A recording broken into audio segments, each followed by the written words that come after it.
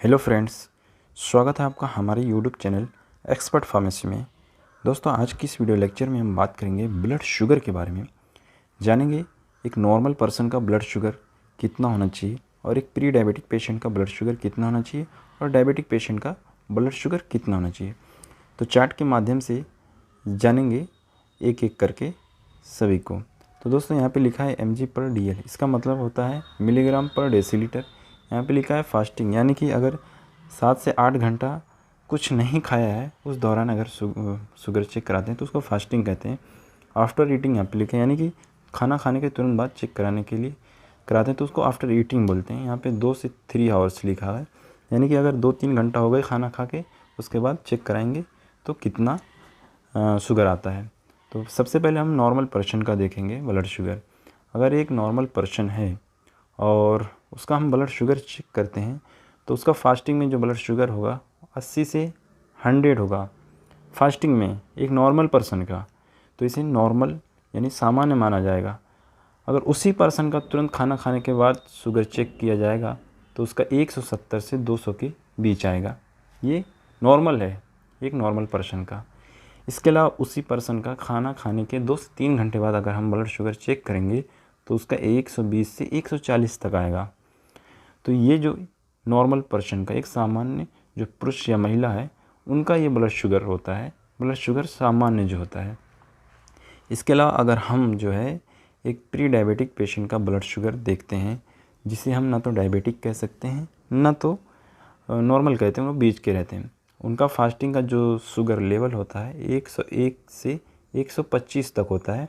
ये उनका नॉर्मल होता है, सामान्य होता है। इसके अलावा जस्ट ईटिंग तुरंत खाना खाने के बाद चेक करेंगे तो उनका 190 से 230 तक होगा, यानी कि ये नॉर्मल है।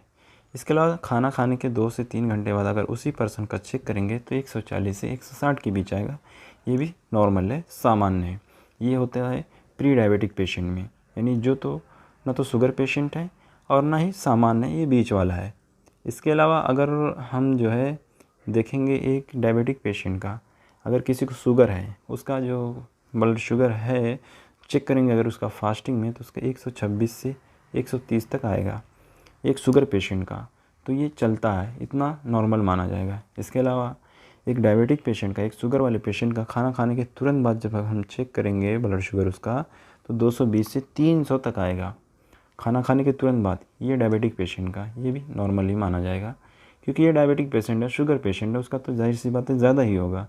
इसके अलावा खाना खाने के 2 से 3 घंटे बाद अगर उसी पेशेंट का चेक किया जाएगा तो 200 से 210-20 तक आ सकता है एक शुगर पेशेंट का, जिनको ऑलरेडी शुगर की प्रॉब्लम्स है, शुगर की बीमारी है, डिसीज़ है उसको।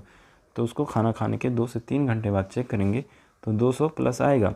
तो ये नॉर्मल है। यानी अगर इस चार्ट के हिसाब से कोई भी पुरुष है, अगर उसका डायबिटिक पुरुष है तो उसका 126 प्लस फास्टिंग में तो चलेगा, वो कंडीशन उसकी सही है।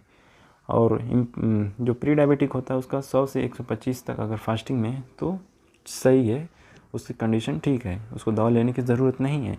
नॉर्मल जो पेशेंट होते हैं उनका 80 से 100 होना चाहिए, उससे ज़्यादा नहीं होना चाहिए।